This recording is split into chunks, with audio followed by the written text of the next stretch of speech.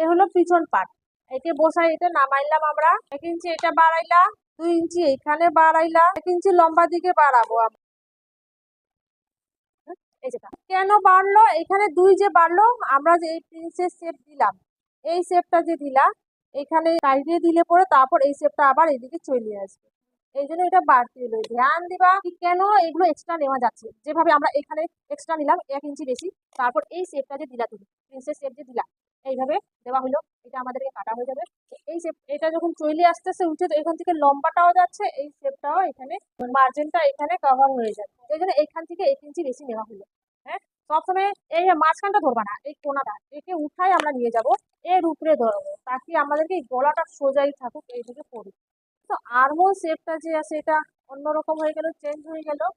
আবার আমরা একে বসাবো, বসানোর পরে এই শেপটার সাথে শেপকে সোজাসুজি মিলাবা।